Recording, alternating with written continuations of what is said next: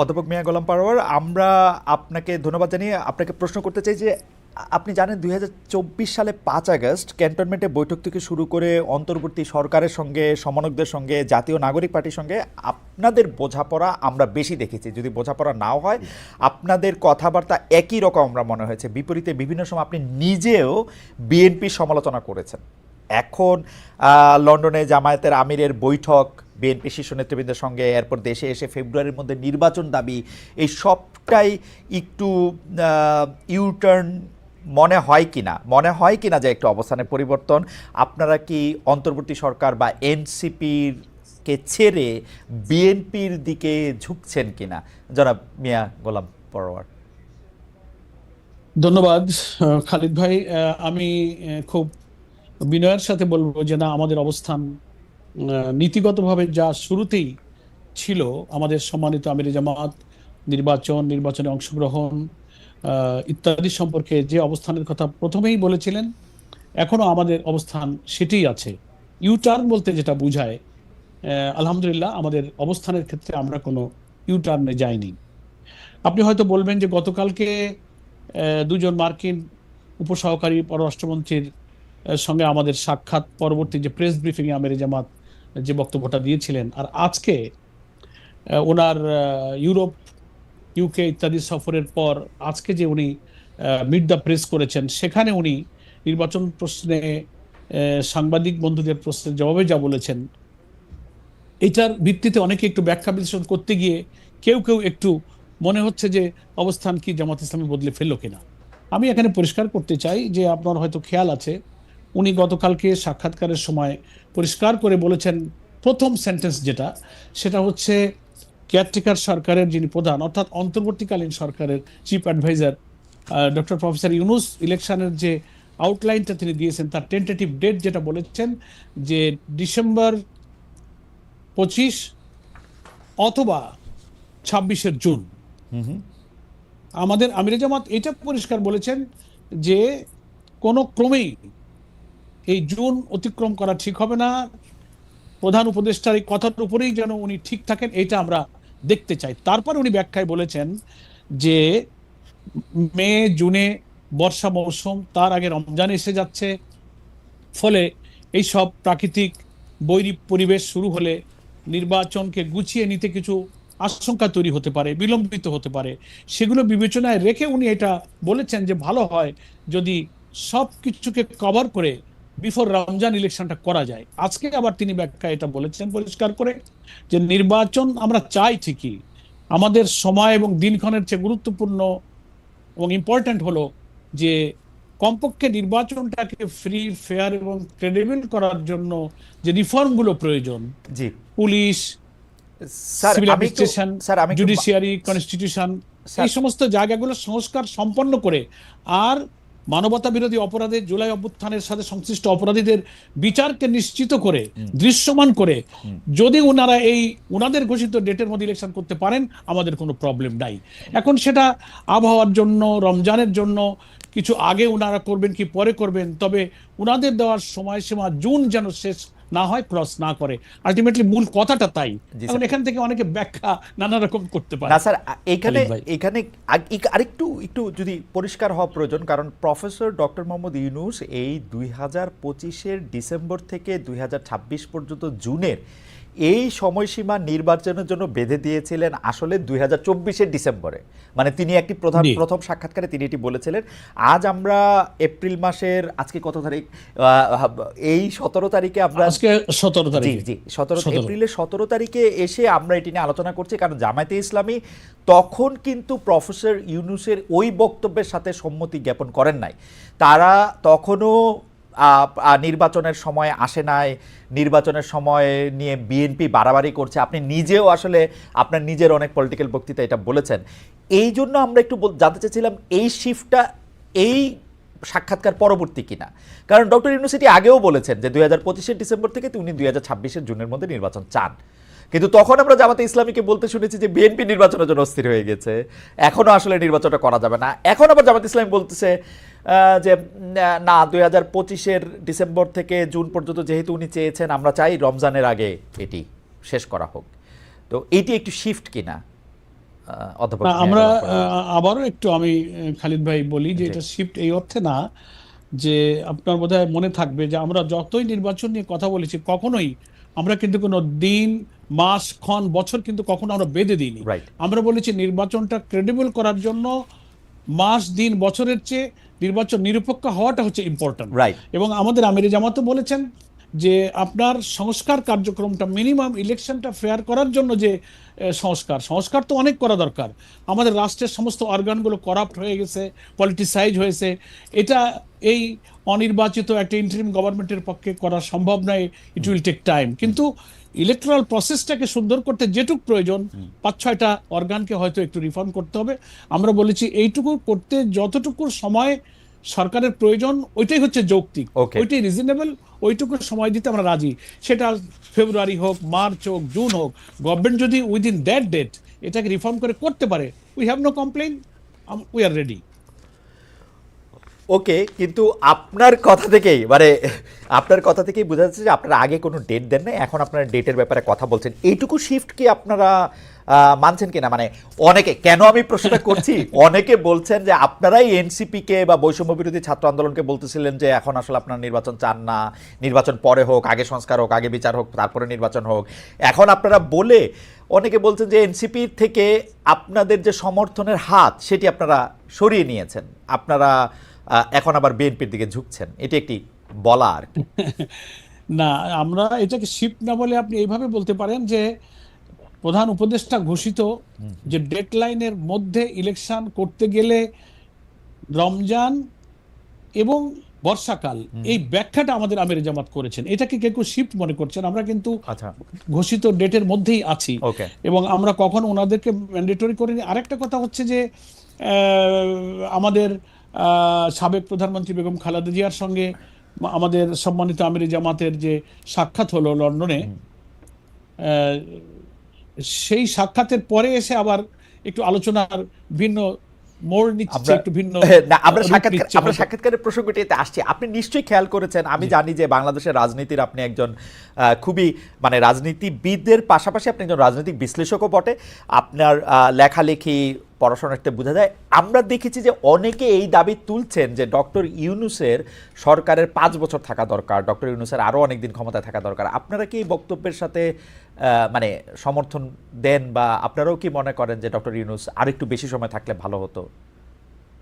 না, আমরা তা বলি না খালিদ ভাই। এই কারণে বলি না যে একটা গণতান্ত্রিক দেশে, গণতান্ত্রিক রাজনৈতিক নিয়মতান্ত্রিক এবং পার্লামেন্টারি সিস্টেম অফ ডেমোক্রেসি যে দেশে রাজনীতিতে আছে, সেই দেশে আমরা জুলাই অভ্যুত্থানের মধ্য দিয়ে নির্বাচিত জনপ্রতিনিধিদের কাছে ক্ষমতা হস্তান্তরের যে কমিটমেন্ট আমরা জনগণের কাছে করেছি, এবং প্রফেসর ডক্টর ইউনূসও অলরেডি তিনিও কমিটেড টু দ্য পিপল। সেই কারণে রিজনেবল সময় যেটুকু একটা নির্বাচন করতে লাগে সেই সময়টুকু দেওয়ার জন্য এই জাতি প্রস্তুত। ওকে। সেটার জন্য 5 বছর সময়, এটা আমার মনে হয় কেউই, মানে একটা ফ্রি ইলেকশনের জন্য 5 বছর সময় প্রয়োজন হয় না। তার আগেই কিন্তু সংস্কার শেষ করে সুষ্ঠু নির্বাচন দেওয়া সম্ভব। এই জন্য পাবলিক বা জনগণের একটা অংশ নানান কনটেক্সটে এই ধরনের ধারণা করাটাও তাদের দোষণীয় নয়। কারণ বর্তমান অন্তর্বর্তীকালীন সরকারের শাসনকালে কিছু সমালোচনাও যেমন আছে, আবার বিগত রমজান আমরা পার করেছি, আমাদের দ্রব্যমূল্য, আমাদের বিদ্যুৎ, আমাদের রেমিটেন্স, আমাদের পার ক্যাপিটা ইনকাম, আমাদের জিডিপি, নানান জায়গায় সূচক ভালো, এই প্রশংসা তো সবাই করছে। সেই কারণে সাধারণ মানুষ যারা অত রাজনীতি সচেতন নয়, পলিটিক্সের অত ব্যাখ্যা, গঠনতন্ত্র, সংবিধান, পার্লামেন্টারি সিস্টেম অফ ডেমোক্রেসি এত কিছু বুঝতে রাজি না, তারা মনে করে ভালোই তো আছি। সেই কনসেপশনে একটা পাবলিক পারসেপশন হতেই পারে, আমরা এটাকে কখনো দূষণীয় বলে করি না। কিন্তু বিং এ পলিটিক্যাল পার্টি, আমাদের সংবিধান, আমাদের গঠনতন্ত্র, এগুলোর দিকে নজর রাখলে আমাদের কথা তো নিয়মতান্ত্রিক। আমাদের সংবিধান, আমাদের সাংবিধানিক এবং পার্লামেন্টারি সিস্টেমের দিকে তাকিয়ে একটা অন্তর্বর্তীকালীন সরকার আসলে তার কি দায়িত্ব, তিনি কি কমিটমেন্ট জাতির কাছে দিয়েছেন, সেগুলো সামনে রেখে আমাদের কথা বলতে হয়। না, সেজন্য আমরা আমাদের কথা বলছি যে আমরা নির্বাচনমুখী দল। আমরা একটা নির্বাচন সুষ্ঠুভাবে করতে যতটুকু গ্রহণযোগ্য সময় আমরা সরকারকে তা দিতে রাজি। অলরেডি গভর্নমেন্ট ইতিমধ্যে একটা টেন্টেটিভ আইডিয়া দিয়ে দিয়েছেন। আমরা তার উপরেই যেন সরকার ঠিক থাকে, এই জন্য আমরা এটাই বলেছি, এটি আমাদের মিয়া ভাই, মানে স্যার জিনিসটা যেটা হইলো, আমরা এতদিন পর্যন্ত আমার আন্ডারস্ট্যান্ডিং ছিল যে জামায়াতে ইসলামের একটা আন্ডারস্ট্যান্ডিং হইলো যে যদি এখন ভোট হয় তাহলে জামায়াতে ইসলামী হয়তো পাওয়ারে আসবে না, পাওয়ারে আসবে হচ্ছে বিএনপি। বরং এই সরকার ক্ষমতায় থাকলে জামায়াতে ইসলামী যেগুলি করতে চায়, বিভিন্ন বিশ্ববিদ্যালয়ে ভিসি দেওয়া, বিভিন্ন জায়গায় তাদের জামায়াতে ইসলামীর মাইন্ডেড লোককে বসানো, যেটি সম্ভব হচ্ছে বা হয়েছে, সেটি এই সরকার থাকলে যতটা সম্ভব, বিএনপি সরকার আসলে এটি একটু কম সম্ভব বা কম। এই জায়গা থেকে কি এই সরকারের প্রতি এক ধরনের সহানুভূতি, এক ধরনের সমর্থন ছিল, এরকম অনেকে মনে করতেছেন? এটা আমার মত না, আমি সবগুলি মতকে একসাথে এটা বললাম যে জামাত ইসলামী তো এখনই যতটা পাওয়ারে আসে, অন্য একটা দল যদি পাওয়ারে আসে তাহলে তো জামাত ইসলামী এতটা পাওয়ারফুল থাকবে না। আপনি জামাত ইসলামীকে কোথায় পাওয়ারে দেখলেন? আমি তো এত দেখি না। আমরা কত মানুষের কত অনুরোধ করি, হ্যাঁ, কত সুবিধা অসুবিধা দূর করার জন্য বলি, আমাদের কত 10টা বললে একটা হয়তো শোনে। হ্যাঁ। কিন্তু আপনার বর্ণনা আর কিছু কিছু মিডিয়া এমন ভাবে জিনিসটাকে সবাই worldwide বলে যে কেমন ভাবে সবগুলি বিশ্ববিদ্যালয় কি সুডো আপনাদের দখলে, শিক্ষক প্রশাসন থেকে শুরু না করে না উপাচার্য। না না, এটা ঠিক না। আপনি চেক করেন, দেখেন কয়টা পাবলিক ইউনিভার্সিটি, কয়টা প্রাইভেট ইউনিভার্সিটি, কয়টা লোক। আমি তো দেখি না যে আমার দলীয় কোনো একটা লোক কোনো বিসি হয়ে আছে। আচ্ছা। মানে একটা লোক একটু ভালো হলে, সৎ হলে, মুখে একটু দাড়ি হলে, একটু নামাজি হলে বলে আরে এই লোকটা জামাতের লোক। এটা একটা আলোচনা।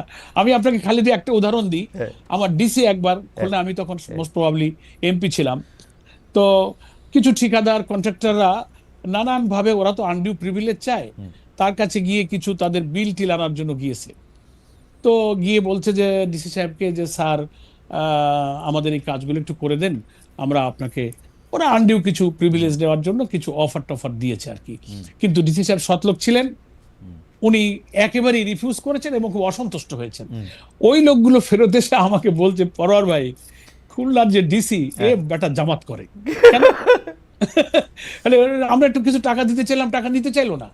অথচ ডিসি সাহেবকে আমি চিনতাম, কখনোই সে কোনো দলীয় কোনো কিছু লোক না, আমাদের কোনো দলীয় লোক না, একটা ভদ্রলোক, একটা অনেস্ট পার্সন। ওকে। তো এই জন্য খালিদ ভাই, এটা একটা পারসেপশন হয়েছে যে লোকটা একটু নামাজি হলে, সৎ হলে, মিথ্যা না বললে, চলাফেরা যদি একটু পরিচ্ছন্ন পরিশুদ্ধ মনে হয়, বলে ও জামাত হয়ে গেছে। এটা থেকে কিছু তো লোক থাকে, আচ্ছা। কথা একটু পাইলে বলে এমনি তো নাচুনে বুড়ি, তারপরে আবার ঢোলের বাড়ি, তো আচ্ছা, ঢোলের বাড়ি দিলে বুড়ি আবার নাচে।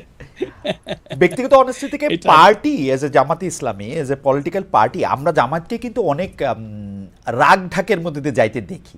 উদাহরণ দেই পারার ভাই, সেইটা হচ্ছে জি যে জি লন্ডনে খালেদা জিয়া এবং তারেক রহমানের সঙ্গে জামায়াতের আমিরের সাক্ষাৎ হয়েছে গত রোববার, কিন্তু মিডিয়াতে এটা আসছে হচ্ছে মঙ্গলবার। না জি জামায়াতে ইসলামী না বিএনপি কোনো পক্ষ থেকেই কিন্তু আনুষ্ঠানিকভাবে এটা কিছু বলা হয় না। আমাকে আমার সাংবাদিক বন্ধুরা বলছে আপনাদের সাথে আনুষ্ঠানিক যোগাযোগ করলেও বিষয়টা নিয়ে আপনারা মন্তব্য করেন নাই, অস্বীকারও করেন নাই। সংবাদ সম্মেলনে প্রথম আমরা দেখলাম জামায়াতের আমির আনুষ্ঠানিকভাবে বিষয়টা বলতেছেন। তো জি আমাদেরও অনেক বিশ্লেষক এরকম বলতেছেন যে আপনারা যেহেতু ওইখানে একটা আসন ভাগাভাগি, পলিটিক্যাল ম্যাপিং, এগুলি নিয়ে আপনারা কথা বলতে গেছেন, সেই জন্য আপনারা বিষয়টাকে নিয়ে আর একটু লম্বা সময় করতে চাইছেন। এর আগেও কিন্তু আমরা বিভিন্ন রাজনৈতিক প্রশ্নে, সেগুলো আমরা পরে আসবো, আমরা জামায়াতে ইসলামী যেহেতু সরাসরি খুব মিথ্যা কথা বলতে পারে না, তো জামায়াতে ইসলামী কি করে, চুপচাপ থাকে, বলতে চায় না, এক ধরনের কৌশলের আশ্রয় নেয়। ওইটা আপনি কিভাবে দেখবেন এই লন্ডনের বৈঠকটাকে শুরু করে পরে রাজনৈতিক বিশ্লেষণগুলিতে আমরা আসতেছি। না, ধন্যবাদ অবস্থান খালিদ ভাই। আপনার ওই একটা কথা জায়গায় আমি একটু মানে বিনয়ের সাথে ভিন্ন মত বলি প্লিজ যে প্লিজ। জামাত ইসলামী সরাসরি মিথ্যা বলতে চায় না। আমরা সরাসরি তো বলি না, আমরা পরোক্ষ বা অসরাসরিও কখনো মিথ্যা বলি না। আপনার মিথ্যা প্রশ্ন আমাদের এড়ায় অভ্যাসে যান নেই। আর কি, তবে প্রশ্ন আমরা চুপ ঠিক, থাকতে পারি, যেই প্রশ্ন কখনো একটু কখনো চুপ থাকি, আনকমফোর্টেবল, এটা ঠিক। এটা আপনার একটু এড়ায় এটা যান। ঠিক। অন্য পলিটিক্যাল পার্টির মতো রিয়েক্ট অ্যাক্ট করেন না, মিথ্যা বলেন না, ঠিক এড়ায় যান আর কি। আমি এটার উদাহরণ একটু পরে দিব পরার ভাই আপনাকে। যাই হোক, এইটা যদি আপনি একটু আচ্ছা বলেন। ঠিক আছে। যেটা তা যদি আমি এইটা একটু বলে নিই। জি আপনি যেটা শুরু জি, করেছেন, লন্ডনের আজকে মিটিং। আমাদের সম্মানিত আমির জামাত জি মিড দ্য প্রেস এটা খুব পরিষ্কার করেছেন যে আমি যেহেতু, ওনার রেগুলার আমাদের সফর ছিল Belgium, Brussels, UK, European union, commission, বিভিন্ন সংস্থার সাথে উনি বসেছেন। তো উনি কিছুদিন আগে উনি লন্ডনে গিয়েছিলেন। তো তখন সংক্ষিপ্ত সফর শেষ করে উনি চলে এসেছেন। ওনার পরিবারের সদস্য লন্ডনে থাকে। তো যেহেতু উনি গেলেন, উনি এই চিন্তাতেই গিয়েছেন, সিনসিয়ারলি স্পিকিং খালিদ ভাই, যে যাদের সঙ্গে দীর্ঘ সময় রাজনীতি করলাম, উনি তিনবারের সাবেক প্রধানমন্ত্রী, আমাদের একজন শ্রদ্ধেয় সহকর্মী, এখন একদিকে তিনি অসুস্থ, আবার একদিকে তিনি মজলুম, তার উপরে অনেক জুলুম করা হয়েছে। তো উনি চেষ্টা করেছিলেন যাবার আগে একটু অসুস্থ অবস্থায় ওনাকে কুশল বিনিময় করতে যাওয়ার, যে কোনো কারণেই হোক সেই যাওয়াটা আর হয়নি। তো যেহেতু লন্ডন যাচ্ছি, সুযোগ পেলে উনি কেমন আছেন ওনার সাথে একটু কুশল বিনিময় করে আসবো, এইটা উনি চিন্তা করে ব্রাসেলস বেলজিয়াম সেরে যখন লন্ডনে আসলেন, এসেই তিনি ওনার সঙ্গে দেখা করতে গেলেন। আর ওনার ছেলে বিএনপির ভারপ্রাপ্ত চেয়ারম্যান জনাব তারেক রহমানের বাসায় যেহেতু উনি আছেন, তো ওখানে দেখতে গেলে তো ওনার ছেলের সাথেও দেখা হবে। সেইভাবেই উনি এবং আমাদের নায়েবে আমির ডক্টর আব্দুল্লাহ মোহাম্মদ তাহের একসঙ্গে গিয়েছিলেন, এবং ওনারাও খুব কর্ডিয়ালি ওনাকে রিসিভ করেছেন, এবং কিছু সময় ওনারা অতিবাহিত করেছেন, পারস্পরিক কুশল বিনিময় করেছেন। কিন্তু আসন বন্টন বা রাজনীতির কোনো ডিসিসিভ কোনো আলোচনা হয়নি। তবে এটা তো ঠিক, যেটা আজকে আমির জামাত মিড দ্য প্রেসে বলেছেন, যে আমি যদি এক জায়গায় বসে চা খাই আধা ঘন্টা 1 ঘন্টা, তো শুধু তো চা আর চুপ থাকা হয় না, কিছু গল্প তো হয় সেখানে, রাজনীতি, সমাজ, দেশ, নির্বাচন, অনেক প্রসঙ্গ আসছে। কিন্তু সেই আলোচনাগুলো ডিসিসিভ বা নীতি নির্ধারণী, সিদ্ধান্তকারী কোনো আলোচনা নয়, জাস্ট কথা বলতে হয়, গল্পে গল্পে কুশল বিনিময় করতে যেটুকু সেটুকুই হয়েছে। এখন মুশকিল হয়েছে যে দীর্ঘদিন পর দুই শীর্ষ নেতা বা নেত্রীদের এই আলোচনাটা মানুষ তো আর সহজে নিতে চায় না, এর থেকে অনেক কিছু আবিষ্কার করছেন। সেরকমই কিছু কথা এর এখন মধ্যে বাইরে আমি আলোচিত মাঝখানে হচ্ছে। একটা প্রশ্ন করি, আমরা কিন্তু দেখতে পাচ্ছিলাম যে বিশেষ করে 5 আগস্টের পর, আমি যদি ম্যাপিংটা বলি, সেপ্টেম্বরের পর থেকে আসলে আমরা দেখেছি যে জামায়াতে ইসলামী এবং বিএনপি পরস্পর একটা যুযুধান অবস্থানে। জনাব শফিকুর রহমানও, জনাব মিয়া গোলাম পারোয়ারও, তারা তাদের রাজনৈতিক বক্তৃতায় বিএনপিকে আক্রমণ করে কথা বলেছেন, বিএনপির অতীত তুলে ধরে কথা বলেছেন, বিএনপির নেতৃত্বের জায়গা থেকে। আসলে জামায়াতে ইসলামী তো কখনো কাউকে সেরকমভাবে গালাগাল দিয়ে কথা বলে না, কিন্তু আসলে নেতিবাচক বা একটু দোষই তুলে ধরেছেন। এর একটা প্রভাব কিন্তু আমরা মাঠ পর্যায়ে দেখেছি, বিভিন্ন শিক্ষা প্রতিষ্ঠানে, বিভিন্ন জায়গায় জামায়াত এবং বিএনপির একটা আধিপত্যের লড়াই আমরা দেখেছি, সোশ্যাল মিডিয়াতে ক্রমাগতভাবে দেখছি। আপনি কি মনে করেন যে এই কুশল বিনিময়টা, যেটা ঢাকায়ও হতে পারত, ঢাকায় না হয়ে এটা যেটা লন্ডনে হলো, এইটার পরে কি এটা কমবে বা এটা একটা অন্য রূপ নিবে? জামায়াত আর বিএনপির মধ্যে কি আবার পুনর্বন্ধুত্ব তৈরি হবে? আমি বুঝতে পেরেছি খালিদ ভাই, আমি এই প্রসঙ্গটাই আসবো। তার আগে একটু শুরুটা করে নেই যে বিএনপির সঙ্গে জামাতের আপনার বক্তব্য অনুযায়ী যে কিছু দূরত্ব বা সমালোচনামূলক বক্তব্য উভয় পক্ষে হয়েছে, এটা মিডিয়াতে নানানভাবে এসছে। এই ব্যাপারে আমাদের পরিষ্কার বক্তব্য হলো যে জুলাই অভ্যুত্থানের পরে আওয়ামী ফ্যাসিবাদীর পতিত স্বৈরাচার যখন বিদায় নিল, রাজনীতিতে তারাই ছিলেন আমাদের সকলের প্রতিপক্ষ। আমরা তাদের বিরুদ্ধে তো জোটবদ্ধ আন্দোলন করেছি, লং টাইম করেছি, সকলেই আমরা নির্যাতিত। জামাত শুরুতে আমাদের উপরে আক্রমণ এসেছে, শেষ জুলুমা আমার শিকার হয়েছে আমাদের দলকে নিষিদ্ধ করে। বিএনপিরও প্রচুর তাদের উপরে জুলুম করা হয়েছে, তারাও মজলুম। আমাদের বিএনপি নেত্রী বেগম খালেদা জিয়া সহ হাজার হাজার লক্ষ লক্ষ কর্মী তারাও জুলুম এর শিকার হয়েছেন, তারাও কারাগারে কারাবন্দী হয়ে নির্যাতনের শিকার হয়েছেন। আমরা যেমন আমাদের নেতৃবৃন্দ জুডিশিয়াল কিলিং এর শিকার হয়েছে, কারাগারে মৃত্যুর মুখে ঠেলে দেওয়া হয়েছে নির্যাতন করে, আয়না ঘরে, ক্রস ফায়ার, রিমান্ড। তো এরকম নির্যাতনের শিকার কিন্তু বিএনপিও হয়েছে, এটা সম্পর্ক আমাদের ছিল। কিন্তু যখনই জুলাই অভ্যুত্থানের মধ্য দিয়ে রেজিমের পরিবর্তন হলো, পলিটিক্যাল যে প্রতিপক্ষ আমাদের না থাকায় একটা ধারণা হয়ে গেল যে সামনে নির্বাচন হবে, এবং ন্যাচারালি মানুষ মনে করতে লাগলো, এবং বিএনপি বা জামাতের জনশক্তির মধ্যে মাঠ পর্যায়ে এই ধারণা হওয়াটা অস্বাভাবিক নয় যে সবাই তো আমরা নির্বাচনে যাব। তো নির্বাচনে বিএনপি ভাবতে পারে যে এখন ইলেকশন আমাদের জামাতের সঙ্গে হবে, জামাত ভাবতে পারে আমাদের নির্বাচন এখন বিএনপির সঙ্গে হবে। তো নির্বাচনে বা রাজনীতিতে প্রতিপক্ষ বা প্রতিদ্বন্দ্বী, প্রতিযোগিতা, এটা তো খুব natural, that is beauty of democracy. এটা ছিল। কিন্তু কিছু কিছু কথা যখন আমরা শুনেছি বিভিন্ন দলের পক্ষ থেকে, ইভেন বিএনপির কিছু বন্ধুরা যাদের সাথে আমরা খুবই ঘনিষ্ঠ, খুবই ক্লোজ রিলেশন নিয়ে চলি, সমালোচনা করতে গিয়ে এমন এমন ভাষায় আমরা সমালোচনা শুনেছি যেগুলো আমাদেরকে খুব ব্যথা দিয়েছে, যে ভাষাগুলো আওয়ামী লীগ ব্যবহার করতো, তাদের ভাষা, আমি সে ভাষাগুলো এখানে আর বলতে চাই না, যে কোনো জিনিস তিক্ত না হোক, সেই ভাষায় আমরা কিছু সমালোচনা শুনতাম। তখন আমাদেরও তখন দায়িত্ব হয়ে পড়তো অন্তত ওই কথাটুকুর জবাব দেওয়া, যে ওই সমালোচনাটা যে সত্য নয়, তা যদি আমরা অতটুকু জবাব একেবারেই গার্ডের ল্যাঙ্গুয়েজের নিয়ম মেনে না দিই, তো আমাদেরও তো সংগঠনের কর্মীদের একটা মানসিকতা আছে। সেই কারণে রাজনীতিতে ভিন্ন মত, বক্তব্য, বিতর্ক, এটা খুব, আমি মনে করি যে দোষণীয় কিছু নয়। এটা গণতন্ত্রের একটা সৌন্দর্য। আমরা কিছু ভুল কথা হলে, ভুল সমালোচনা হলে আমরা তার জবাব দিয়েছি মাত্র। এটাকে অনেকে মনে করেছেন যে আপনাদের মধ্যে দ্বন্দ্ব, দূরত্ব, বিতর্ক, ঝগড়া হচ্ছে, এরকম কিছু না। তো আলহামদুলিল্লাহ অনেকটা কমে আসছে। আমরাও বিএনপির সিনিয়র নেতাদের সঙ্গে যখন একই সঙ্গে নানান সামাজিক, পলিটিক্যাল নানান ইস্যুতে, এই যে রমজান, ইফতার, নানান প্রোগ্রামে আমরা একত্রিত হয়েছি, অনেক সময় আমাদের মধ্যে এক্সচেঞ্জ অফ ভিউজ হয়েছে, ফোনে কথা হয়। তো সবাই আমরা ফিল করছি যে আমরা জুলাই অভ্যুত্থানে যারা আমরা মিত্র, তাদের মধ্যে কোনো বিতর্ক, বক্তব্য এমন পর্যায়ে না যাওয়া উচিত যে আওয়ামী ফ্যাসিবাদের কোনো স্পেস এখানে তারা পেয়ে যায়, তারা উৎসাহিত হয়, অনুপ্রাণিত হয়, তারা আনন্দিত হয়। এই দিকে আমাদের কারোরই যাওয়া উচিত নয়। আমি মনে করি উভয় দলের নেতৃবৃন্দের মধ্যে এই ফিলিংসটা এসেছে, এই সচেতনতা এসেছে।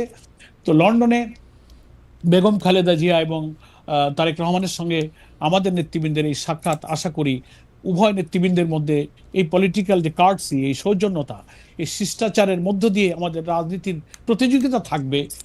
আজকেও আমির জামাত বলেছেন যে প্রতিযোগিতা ভালো, মতের পার্থক্য ভালো, আমি সেটা যেন আপনার বক্তব্যে বিরোধে রূপান্তরিত না হয়। রাইট, আমি আপনার বিরোধে রূপান্তরিত হয়, এ ব্যাপারে আমরা সবাই ইনশাল্লাহ সচেতন হতে পারবো।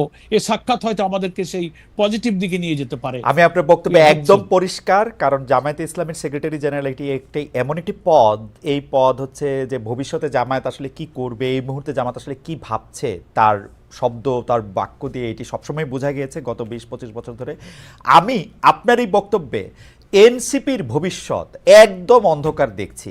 আমি দেখছি যে জামায়াতে ইসলামী এনসিপি থেকে সমর্থন একদমই সরিয়ে নিয়েছে। আমি দেখতে পাচ্ছি যে জামায়াতে ইসলামী আর এনসিপির সঙ্গে নাই। এনসিপি যেমনটি ভাবছিল যে আন্দোলনের সময় যেমন শিবির বা জামায়াত এনসিপির সঙ্গে ছিল, দল গঠনের পরেও তারা সঙ্গে থাকবে, সেটি আর হচ্ছে না। আপনি কোনো মন্তব্য করবেন কিনা? আপনার বক্তব্য থেকে এইটি আমার সামারাইজেশন। না, আমি একটু মন্তব্য করব, আপনি যেহেতু প্রশ্ন করেছেন। প্রথম কথা হচ্ছে যে এনসিপি তো একটা দল, কিন্তু এনসিপি দল হিসেবে আত্মপ্রকাশের আগে তারা কিন্তু কোনো দল ছিল না। তারা বৈষম্য বিরোধী আন্দোলন, সমন্বয়ক, অভ্যুত্থানের তারা বীর যোদ্ধা ছিল। সেই হিসেবে মাঠে আমরা জুলাইয়ের মৃত্যু হিসেবে আমরা তাদের সাথে খুব ঘনিষ্ঠ বন্ধুত্বপূর্ণ সম্পর্ক, সন্তানতুল্য স্নেহ, সাহচর্য দিয়ে আমরা কিন্তু একসঙ্গে চলেছি।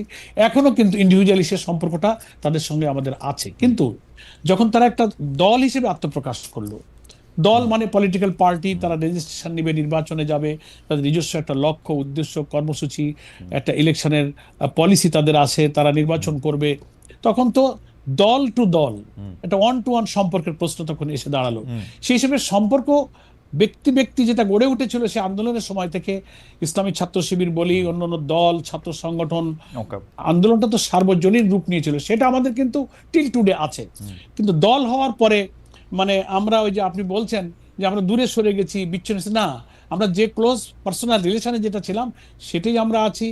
দল হওয়ার পরে আত্মপ্রকাশের অনুষ্ঠানে আমরা ইনভাইটেড ছিলাম, আমরা সেখানে গিয়েছি, শুভেচ্ছা বিনিময় করেছি। দল গঠিত হওয়ার পরেও তাদের সঙ্গে আমাদের কথাবার্তা হচ্ছে, যোগাযোগ হচ্ছে, রিলেশনটা কিন্তু আছে। এখন ইলেকশন নিকটে আসলে তখন পোলারাইজেশন হবে, সমীকরণ হবে, নির্বাচনে কে কিভাবে যাচ্ছে, কোনো অ্যালায়েন্স হচ্ছে, কোনো জোট হচ্ছে, কার সাথে কি যাচ্ছে, যত নিকটবর্তী হবে তত ইলেকশনের পোলারাইজেশনটা আরো ম্যাচুরড হবে।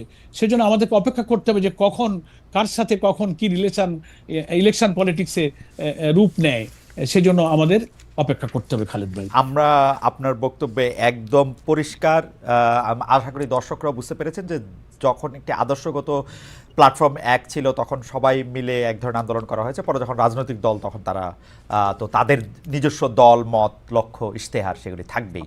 আমি গোলাম পরোয়ার স্যার, আমাদের পরবর্তী প্রসঙ্গ হচ্ছে, আপনি জানেন যে পররাষ্ট্র সচিব পর্যায়ের বৈঠক হয়েছে পাকিস্তানের সঙ্গে বাংলাদেশের।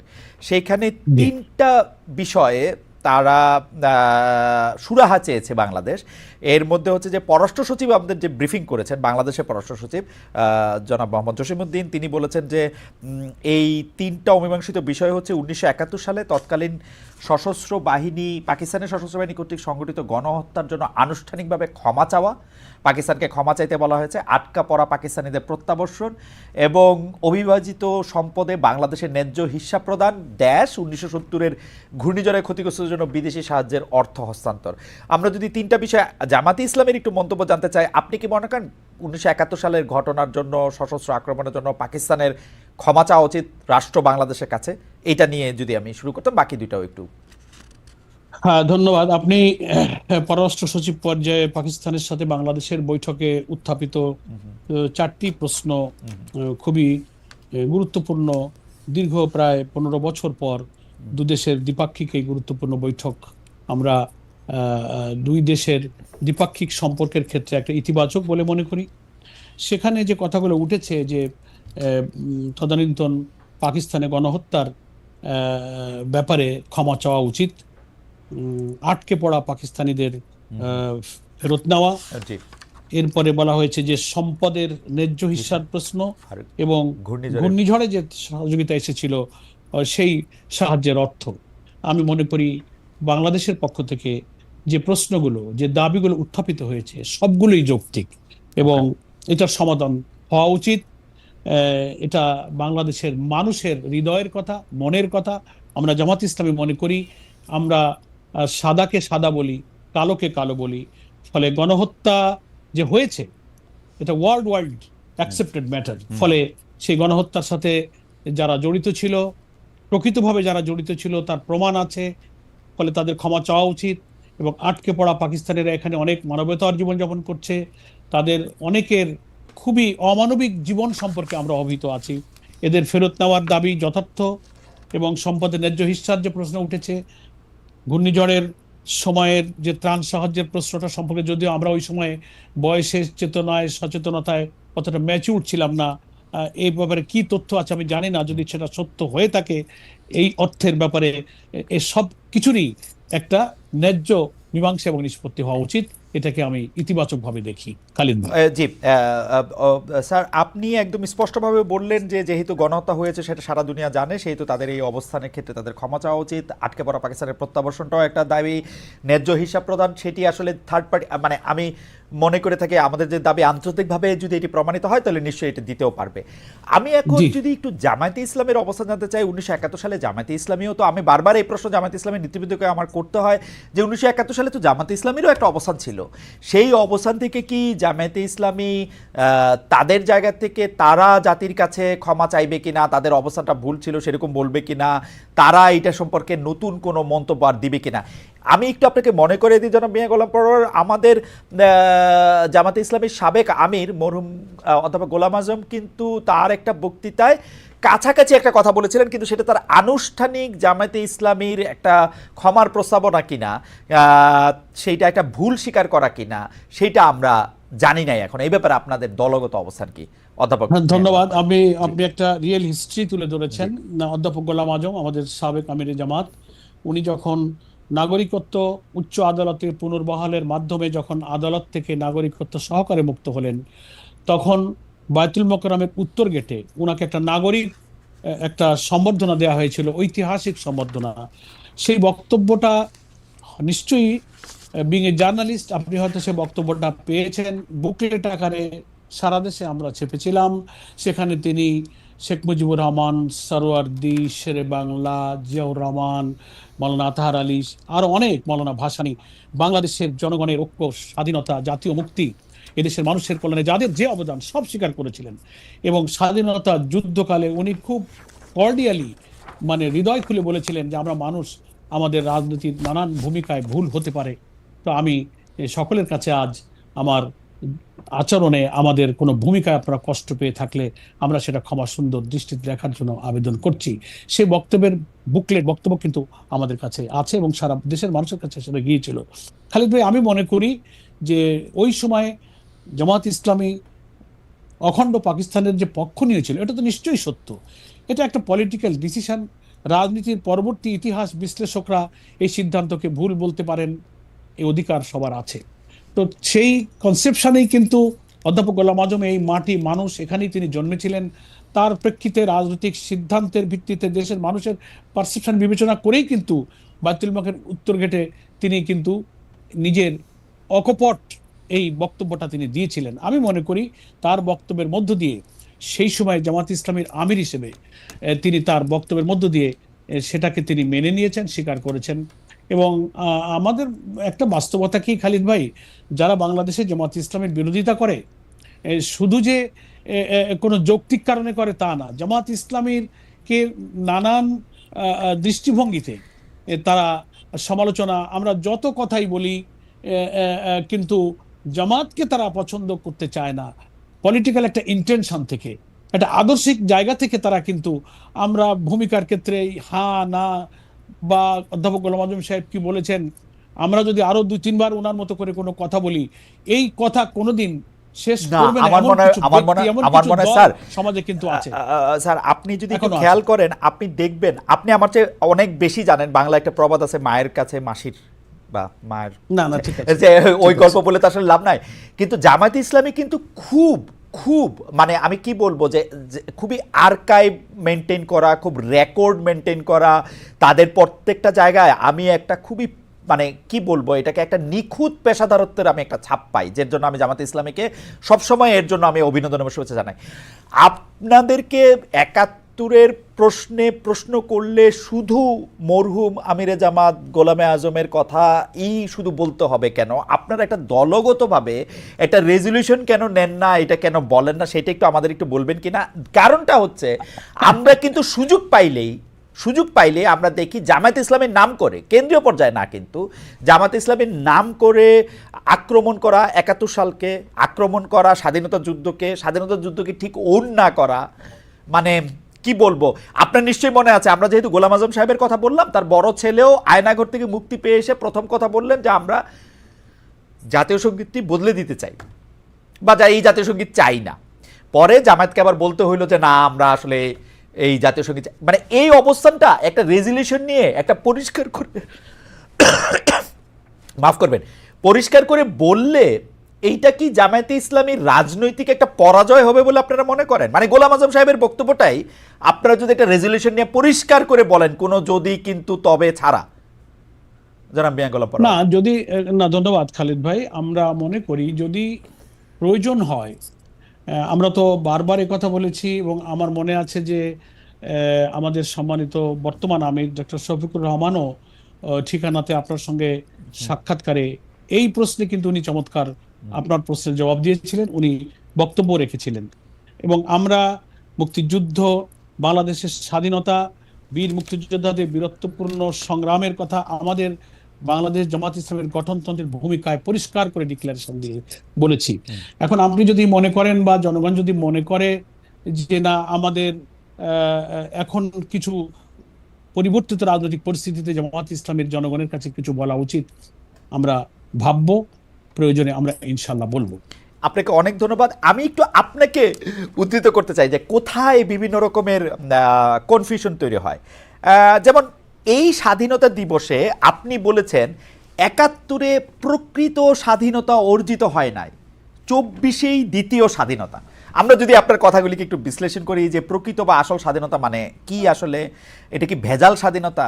মানে 24 পর্যন্ত কি তাহলে আমরা পরাধীন ছিলাম? মানে আমি কিন্তু শেখ হাসিনার আমলটা মাথায় রেখেই বলতেছি যে 15 বছর মানে হেন দুঃশাসন নাই, শেখ হাসিনা আমাদেরকে তার মধ্যে দিয়ে নেন নাই, কিন্তু তার জন্য কি 71 একটা ভেজাল স্বাধীনতা হয়ে যাবে?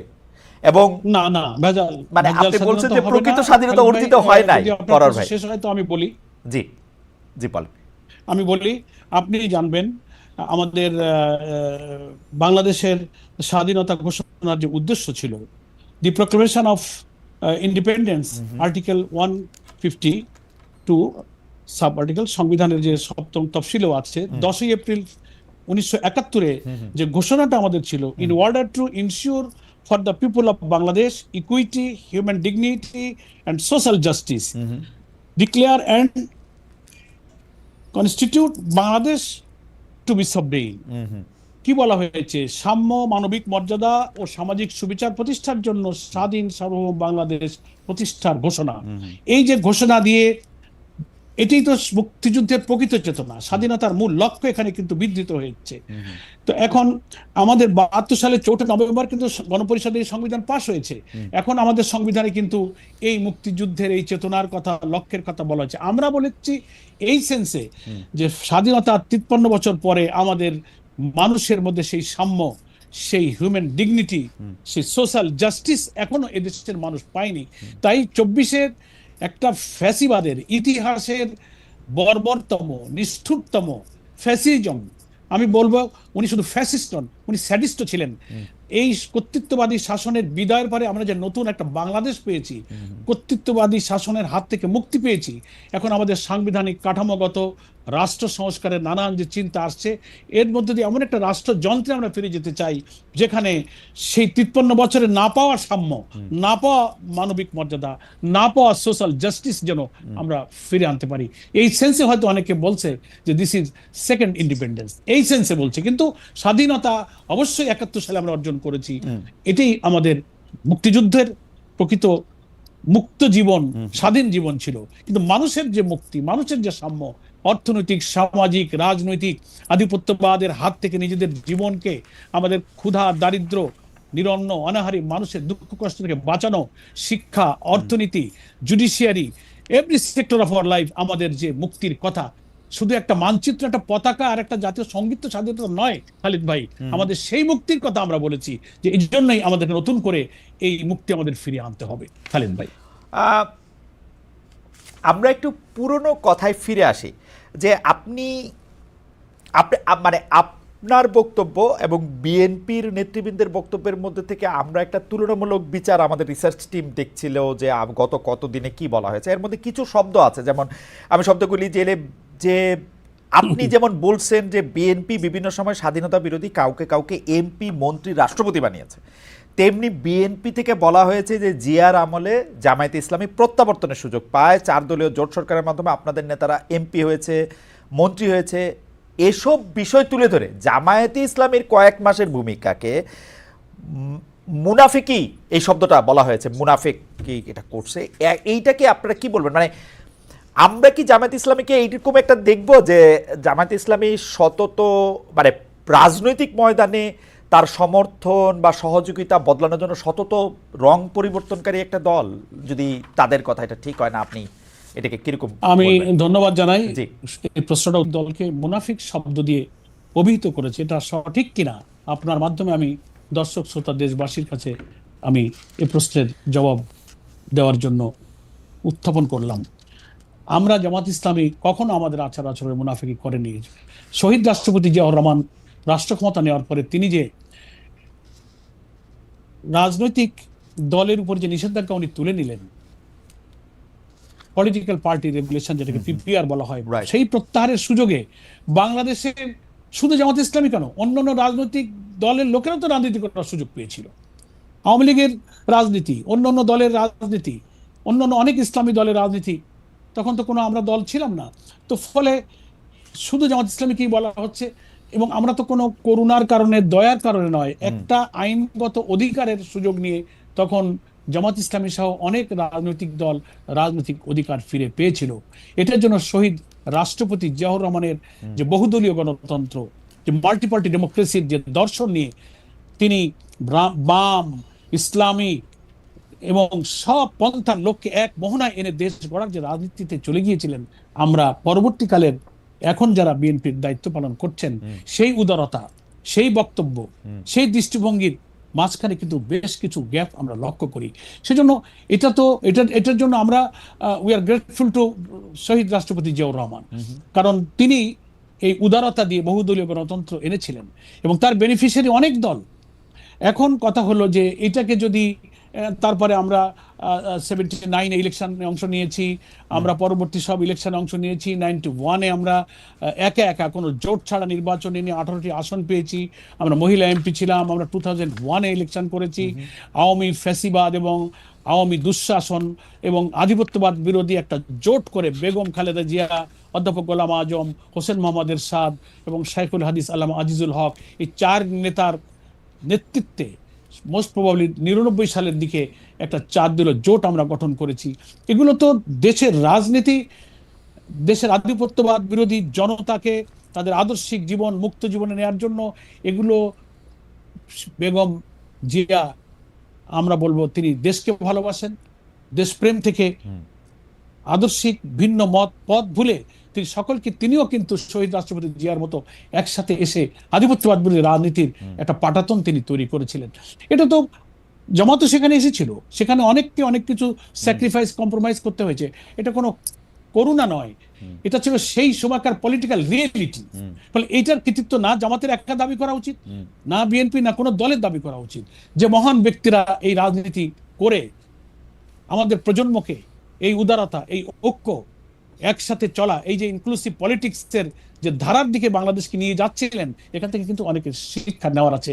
কিন্তু দুর্ভাগ্য, দুঃখ হলো এখন আমরা যারা রাজনীতি করছি আমাদের মধ্যে সেই উদারতা সকলকে নিয়ে আমি তো একজন নবীন পার্লামেন্ট মেম্বার ছিলাম। আমার মনে আছে সেদিনের কথা, 2001 থেকে আমি 6 পর্যন্ত যে এমপি ছিলাম, সেখানে আমরাও অনেকের বিরুদ্ধে পার্লামেন্টে অনেক বক্তব্য রেখেছি। সিনিয়র পার্লামেন্টারিয়ান, রাজনৈতিক অনেক বিতর্ক পার্লামেন্টে হয়েছে। যেই সেশন শেষ করে আমরা বেরিয়েছি, দরজা দিয়ে বেরোচ্ছি, লিফট দিয়ে নামছি, যাদের বিরুদ্ধে আমরা বক্তৃতা করেছি তারাই আমাদের হাত মিলিয়েছেন, আমাদের পিঠ চাপড়ে বলেছেন ভালো, আমরাও তাদেরকে থ্যাঙ্কস দিয়েছি। এই যে রাজনীতির যে উদারতা, সৌহার্দ্য, এটা যেন আমরা ধীরে ধীরে যেন হারিয়ে ফেলছি। এখন শুধু আমার কি করার, আমার করুণায় যেন উনি চলেন, উনি আমার কথা রাখলেন না। আমরা তো স্বাধীনভাবে আমরা সব ইলেকশনে গিয়েছি, তারপরে আমরা জোট করেছি। এটা জোটের শরিক দলের সবার বিশ্লেষণ করার প্রয়োজন যে সেই জোটের রাজনীতির পরে আমরা কাদের সঙ্গে কি আচরণ করেছি। 91-এ উইদাউট এনি কন্ডিশন নিঃশর্তভাবে বিএনপিকে সরকার গঠনে আমরা সাহায্য করেছি। শেখ হাসিনা আওয়ামী লীগে যে আসন পেয়েছিলেন জাতীয় পার্টি দিয়ে, সব মিলেও তিনি করতে পারছিলেন না। তিনি জামাতের আমির অধ্যাপক গোলাম আজমের কাছে এসেছিলেন, বিএনপির পক্ষ থেকে আসা হয়েছিল আমরা আধিপত্য রাজনীতিকে দাঁড় করাবার জন্য বিএনপিকে দিয়েছি। তখন তো আমরা জোটে ছিলাম না, উইদাউট এনি কন্ডিশন আমরা দেশকে ভালোবেসে করেছি। এখন এটা কি এর জবাবে আমরা কি পেয়েছিলাম? এর জবাবে অধ্যাপক গোলাম আজমকে গ্রেফতার করা হয়েছে, আমাদের শত শত নেতা কর্মীদেরকে ক্যাম্পাসে শহীদ করা হয়েছে, আহত করা হয়েছে। আমরা ধৈর্য ধরেছি, তারপরেও আমরা পরবর্তীতে এসে আবার 2001-এ কিন্তু আবার আমাদের লোকদের উদারতাটা আমরা চেষ্টা করেছি। তেমনি আমাদের সকলের এই উদারতার চেষ্টা থাকলে রাজনীতিতে সহমর্মিতা থাকবে এবং সবাইকে নিয়ে চলার মতো একটা রাজনীতির ধারা কিন্তু বাংলাদেশে তৈরি হবে। খালিদ ভাই, আমার কাছে মনে হয় যে একটা জিনিস শুধু একটু বলা, যে শেখ হাসিনা গোলাম আজমের কাছে গিয়েছিলেন, এটা আপনি বললেন, মানে শেখ হাসিনা কি গোলাম আজমের কাছে গিয়েছিলেন? না, শেখ হাসিনা না, তার প্রতিনিধি গিয়েছিলেন। ওকে, সেকেন্ড প্রশ্ন হচ্ছে যে আমরা জামায়াতে ইসলামের ক্ষেত্রে যে যেমন ধরেন আগামী নির্বাচনে আপনি বলছেন ইসলামী রাষ্ট্র কায়েমে সবাইকে ঐক্যবদ্ধ হতে হবে, ইসলামী রাষ্ট্র। এখন ঘটনা হইতেছে হচ্ছে যে জামায়াতে ইসলামী রাষ্ট্রের কথা বলে, ইসলামী আদর্শের কথা বলে, কিন্তু আবার অনেকে এই প্রশ্ন করেন যে আপনারা যখন বিএনপির সাথে জোটবদ্ধ হন, শেখ হাসিনার সাথে একসাথে আন্দোলন করেন, তখন আপনারা আবার নারী নেতৃত্ব মেনে নেন। এইটা আপনাদের এটা দ্বৈত অবস্থান কিনা, মানে ক্ষমতায় যাওয়ার জন্য বা ক্ষমতার পাশাপাশি থাকার জন্য এইটা আপনাদের একটা ডাবল স্ট্যান্ডার্ড কি? না, আমি খুব সুন্দর কথা বলেন। আমি আপনার মাধ্যমে এই কথাটা আবার দেশবাসী এবং দুনিয়াবাসীর কাছে পরিষ্কার করার সুযোগ পেলাম। নারী নেতৃত্ব মেনে নেন, আক্ষরিক অর্থে এই কথাটা আমাদের ক্ষেত্রে প্রযোজ্য নয়। কারণ নারী নেতৃত্ব মানে কি, জামাত ইসলামের আমির তো কোনো নারী না, আমাদের আমিরটা একজন পুরুষ। বেগম জিয়ার সাথে আমরা জোট করেছিলাম, বেগম জিয়া তার দলের নেত্রী, আপনার সাথে তর্ক করে পারবো না, কিন্তু উনি জোটের নেত্রী না। তার জোটের নেত্রী মানে চারটা দলের যে জোট, সেই জোটের তিনি প্রধান নেত্রী। তার অর্থ তিনি জামাতের নেত্রী না, তিনি জোটের নেত্রী ছিলেন। তো জোট একটা তো হতে পারে, জোট একটা পলিটিক্যাল আইডিয়াতে একটা আধিপত্যবাদ বিরোধী আওয়ামী দুঃশাসনের বিরুদ্ধে একটা জোট হয়েছিল।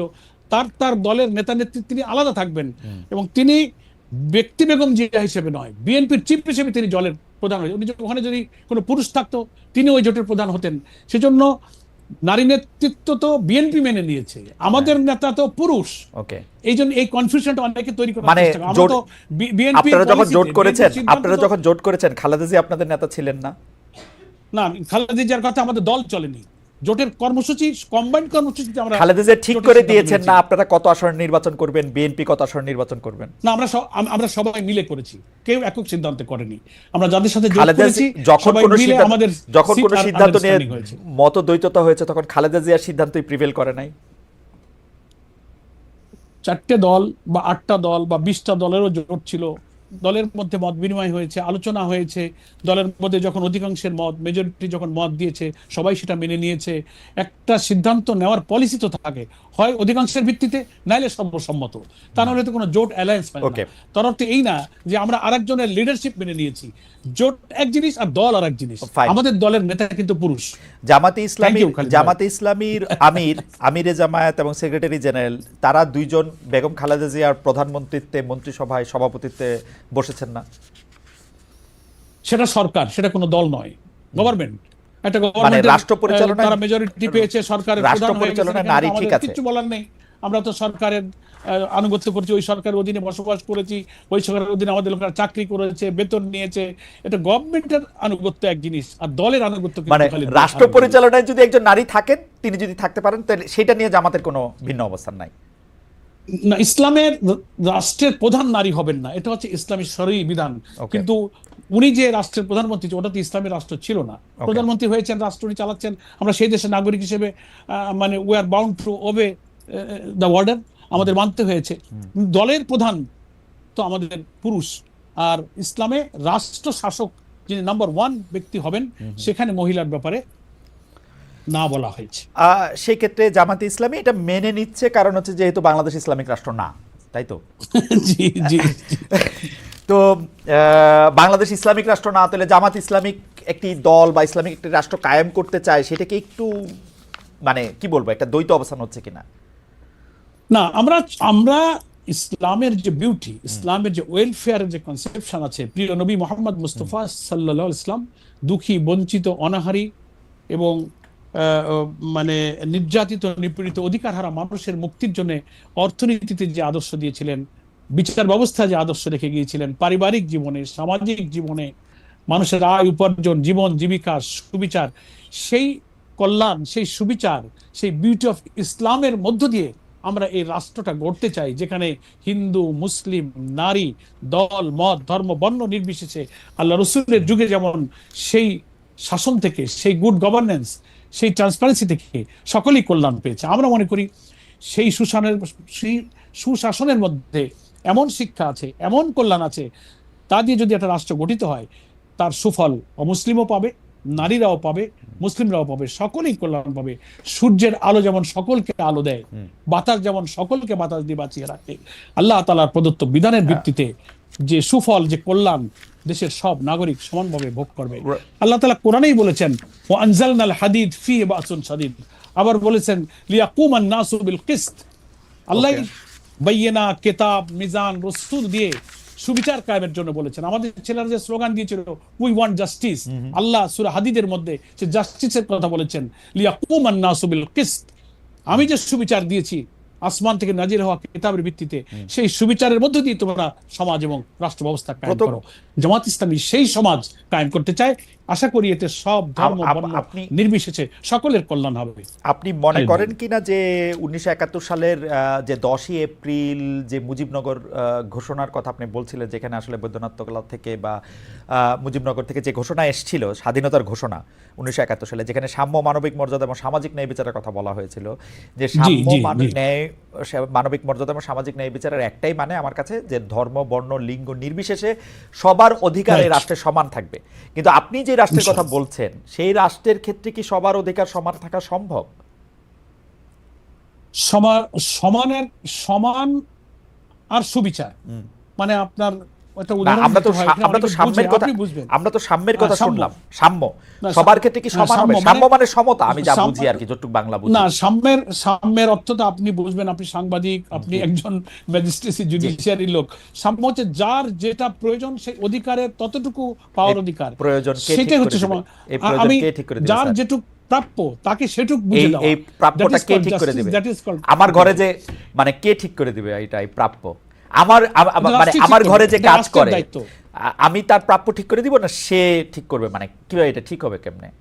না, রাষ্ট্রের সাম্যের ক্ষেত্রে রাষ্ট্রকে ঠিক করতে হবে যে একজন শ্রমিকের কত কি প্রয়োজন, একটা মালিকের কি প্রয়োজন, একজন মজুরের কি প্রয়োজন, একটা ছাত্রের কি প্রয়োজন, একটা কৃষকের কি প্রয়োজন। রাষ্ট্রে ইসলামের যে কল্যাণ রাষ্ট্রের ধারণা দেওয়া হয়েছে, বলা হয়েছে যে প্রত্যেকটি নাগরিকের ভরণ পোষণ শিক্ষা চিকিৎসা বাসস্থানের নিশ্চয়তা রাষ্ট্রকে করতে হবে। যদি তা দিতে না পারো, তাকে কাজ দিতে না পারো, তাহলে তাকে বেকার ভাতা দিতে হবে। কোনো মানুষ যেন বেকার না থাকে। ইসলামিক কল্যাণ রাষ্ট্রের ধারণা এরকম যে তিনি যখন লেখাপড়া করবেন, টেকনিক্যাল এডুকেশন, এটা সবার জন্য যে ঠিক। এডুকেশন হোক, এটা এটা বেরিয়ে আসতে এটা থেকে পুরুষ হয় কাজ নারী, দাও, পুরুষ নাকি নারী, পেটের খাবার, মুসলমান অমুসলিম জি, সবার জন্য একই রকম। সবার জন্য, জি, এটাই হচ্ছে সাম্য। এখন আমি এক পোয়া চাউলের খানা খাইতে পারি, আর একজন তা পারে না, আধা পোয়া পারে, তার অর্থ এই না যে তাকেও এক পোয়া দিতে হবে, তাহলে তো তার শরীর খারাপ হয়ে যাবে। যে যা দরকার তাকে ততটুকু দেওয়াটাকে বলা হয়েছে ইকুইটি বা সাম্য। তার অর্থ এই না যে সব সমান করে দাও। ওকে, যার যতটুকু দরকার। তাই, আমরা কি একটু জি। জানতে পারি যে ধরেন আমরা যখন একটা ইসলামী রাষ্ট্রের কথা বলি, আমি ইসলামী আদর্শের কথা যেসব রাজনৈতিক দলগুলির কথা বলে তাদের প্রসঙ্গে একটু পরে আসতেছি। মানে আমরা নানা ধরনের ইসলামিক রাষ্ট্র এখন দেখতে পাই যাদের নামের সাথে ইসলামিক আসে, যেমন ধরেন সৌদি আরব একরকম, টার্কি একরকম, মালয়েশিয়া একরকম, ইরান একরকম, আরও আফ্রিকার বিভিন্ন দেশে আরও নানা রকম মডেল আছে, মৌরিতানিয়াতে একরকম, ওমানে আরেক রকম। তো আমরা আসলে কোনটা আমাদের জন্য নিব বা ফলো করব? ইন্দোনেশিয়া মালয়েশিয়াও আবার আরেক রকম আছে। মানে আমরা খুবই সিনসিয়ারলি আমি বলবো যে বাংলাদেশে ইসলামিক কল্যাণ রাষ্ট্রের যে ধারণা আমরা কোরআন এবং হাদিস থেকে পাই, শতভাগ সেই স্ট্যান্ডার্ডে কোনো রাষ্ট্র এখন নেই। ওকে, কিছু আছে, হয়তো 12 আনা আছে, 8 আনা আছে, 50%, 60%, 70। তো আমরা চাচ্ছি যে একটা রাষ্ট্রের শতভাগ ক্ষেত্রে যদি কল্যাণের এই ধারণাটা সুপ্রতিষ্ঠিত হয়, তাহলে মানুষের মধ্যে কল্যাণটাও পূর্ণ হবে। এই জন্য কোনো রাষ্ট্র প্র্যাকটিক্যালি এখন আমাদের মডেল নয়। ওকে, আমাদের মডেল হচ্ছে ইসলামের সেই ব্যবস্থাটাই মডেল। সেই মডেলের জন্য আমরা অপেক্ষা করছি, চেষ্টা করব। আমরা মানবীয় সমাজের ভুল ত্রুটি, লিমিটেশন, ক্যাপাসিটি কম বেশি থাকতেই পারে। আমরা ট্রাই করি, চেষ্টা করি। এই দেশ আমাদের প্রিয় জন্মভূমি, এখানে আমরা জন্মেছি, আমাদের সন্তানদেরকে আমরা রেখে যাব যেন একটা ক্ষুধা দারিদ্র্যমুক্ত, ইনসাফ এবং বৈষম্যমুক্ত, সুবিচারপূর্ণ, সমৃদ্ধ, নিরাপদ বাংলাদেশ রেখে যেতে পারি। সেটা ইসলামের কল্যাণজনক আদর্শের মধ্যেই কিন্তু আছে। আমরা একদিনে পারবো না, আমার সন্তানরা পারবে, কিন্তু কোনো মডেলের কথা, জেনারেশন পারবে। কিন্তু কোনো মডেলের কথা যদি আমরা না ভাবি, তাহলে যেটা হয় যে আমরা জি। আসলে বাংলাদেশে ইসলামিক আদর্শের কথা বলে এমন অনেকগুলি রাজনৈতিক দল আছে, এছাড়াও রাজনীতির বাইরেও অনেক আলেম ওলামা বুজুর্গ ব্যক্তিগণ আছেন যারা তাদের মতো করে ইসলামে কোনটা ইসলামিক কল্যাণ রাষ্ট্র তার একটা মডেল বা একটা সামনে দেন, এবং তারা আবার অনেক সময় পরস্পর বিরোধীও একটা অবস্থান নেন, সাংঘাতিকভাবে কাফির বলেন, অমুসলিমদের থেকে খারাপ বলেন, মানে অনেক কিছু বলেন। এইটার মধ্যে থেকে কিভাবে মানে একটা সমন্বয় সাধন করা সম্ভব? বিশেষ না, করে আপনি ঠিকই জামাত বলেছেন। ইসলামীকে আমরা জাস্ট আমাকে একটা সেকেন্ড একটু বলতে দেন। আমরা দেখেছি যে জি, হেফাজতে জি, জি। ইসলামীর ওই ঘটনার পরে আমরা এটা দেখেছি যে হেফাজতে ইসলামীর উপর সেই রকম নিপীড়ন নির্যাতন চালানোর পরেও যে হেফাজতে ইসলামী, ওই সময়কার হেফাজতে ইসলামী শেখ হাসিনার কথা শুনে তাকে কওমি জননী উপহার দিয়ে তার থেকে জমি নিয়ে, এটা একটা বড় কারণ ছিল হেফাজতে ইসলামীর সেই সময় নেতৃবৃন্দ জামাতে ইসলামীকে অপছন্দ করতেন, সেই কার্ডটা সে সময় খেলা হয়েছে। তো এই কার্ড জি, খেলার জি। মধ্যে থাকলে তো আমরা আসলে ইসলামিক রাষ্ট্রের মধ্যে থেকে কেমনে যেতে পারবো, মানে বা না, বা না, ইসলামিক কল্যাণ আপনি রাষ্ট্র ঠিকই কেমনে হবে? বলেছেন। এটা এটা এটা একটা দুঃখজনক। আমি বলবো যে ইসলামিক কল্যাণ রাষ্ট্রের পথে আমাদের যাদের অভিযাত্রা, এ পথে এগিয়ে যাওয়ার পথে এটা একটা নিশ্চয়ই অন্তরায়। তবে ওই যে কিছু মতপার্থক্যের কথা আপনি বলেছেন, শরীয়তের বা ইসলামী বিধানের বা কোরআন সুন্নাহর মৌলিক যে ব্যাপারগুলো, সেখানে কিন্তু এত বেশি মতপার্থক্য নেই। ফিকহি কিছু ব্যাপারে, গবেষণাগত কিছু বিষয়ে যেগুলোর উপর অ্যানালাইসিস চলে, গবেষণার ভিত্তিতে ভিন্ন ভিন্ন কিছু মত হতে পারে, যেটা ইসলামের ফরজিয়ত সরাসরি আল্লাহ তাআলার কোরআন এবং সুন্নাহ দ্বারা, রসুলের সুন্নাহ দ্বারা প্রমাণিত, এর সরাসরি উল্টে চলে যায়। এইসব ব্যাপারে কিন্তু বেশি মতপার্থক্য সমাজে নেই। কিছু গবেষণাগত দিক থেকে, ইস্তেহাদি দিক থেকে, ফিকহি ব্যাপারে কিছু কিছু ইখতিলাফ বা মতপার্থক্য আছে। এটা কমিয়ে আনবার জন্য চেষ্টা করা হচ্ছে। খোলাফায়ে রাশিদিনের পর সব যুগেই কম বেশি কিছু কিছু মতপার্থক্য কিন্তু ছিল। রাইট। একেবারে সবটাই সবটাই যে একেবারে এক হয়ে যাবে না, যাবে এমনটা নাও হতে পারে। তবে উম্মার চেষ্টা করা উচিত যতটা মতপার্থক্য কমিয়ে এনে দুনিয়ার এই সংক্ষিপ্ত জীবনে আমরা আল্লাহ তাআলার বিধানটার আনুগত্য করতে পারি, দ্যাট উইল বি বেটার। এই চেষ্টাই আমরা করে যাচ্ছি খালিদ ভাই। অধ্যাপক মিয়া গোলাম পরোয়ার, আমাদের দর্শকরা একটি প্রশ্ন করছেন, যে কারণে হচ্ছে যে এই প্রশ্নগুলির মধ্যে থেকে উত্থাপিত প্রশ্ন, যে অনেকে বলছেন যে অনেকে মনে করেন যে নারীদেরকে কর্মক্ষেত্রে বা শিক্ষাক্ষেত্রে সীমিত করার একটা বাণী আমরা শুনতে পাই, বিশেষ করে ওয়াজে আলেম ওলামারা এটি বলে থাকেন, করে থাকেন, দল হিসাবেও অনেক সময় আমরা এই ঘোষণা দেখি। এইটার ব্যাপারে আসলে জামাতে ইসলামের অবস্থাটা কি, এক? আর দুই হচ্ছে যে নারী নেতৃত্বের ব্যাপারে, রাষ্ট্রের পরিচালনার নেতৃত্বের ব্যাপারে আপত্তি থাকলেও এই ক্ষেত্রে আপনাদের আপত্তি বা উৎসাহ আছে কিনা। দুই হচ্ছে, আরেকজন দর্শক আপনাকে প্রশ্ন করেছেন যে আপনি 2018 সালের নির্বাচনে ধানের শীষ নিয়ে নির্বাচন করেছিলেন কিনা, এবং যদি ধানের শীষ নিয়ে নির্বাচন করে থাকেন প্র্যাকটিক্যালি তখন আপনি তাহলে বেগম জিয়ার বা অনুসারী হিসাবে নিজেকে দেখতে হয়েছিল কিনা। দুটি ব্যাপারে ধন্যবাদ আপনাকে। ধন্যবাদ আপনাকে। শেষ প্রশ্নটার উত্তরটা আমি আগে দিই। আমরা ওই সময় জামাত ইসলামের নিবন্ধন ছিল না 2018-তে, তখন জোটবদ্ধভাবেই, তখন আমাদের 20 দলীয় জোট ছিল। সেই জোটেরই সিদ্ধান্ত হয়েছিল যে আমরা জোটের প্রার্থীরা, ধানের শীষটা জোটের প্রার্থীরা জোটের প্রতীক হিসেবেই তারা নির্বাচন করতে পারবে। ওকে। তো তখন সেই সিদ্ধান্তের ভিত্তিতেই জামাত নীতি নির্ধারণী ফোরামে আমাদের সিদ্ধান্ত হয়েছিল আমরা সেই নির্বাচনটা জোটের প্রার্থী হিসেবেই একটা প্রতীক আমরা নিয়ে ইলেকশন করেছি। তখন আমাদের নিবন্ধন ছিল না।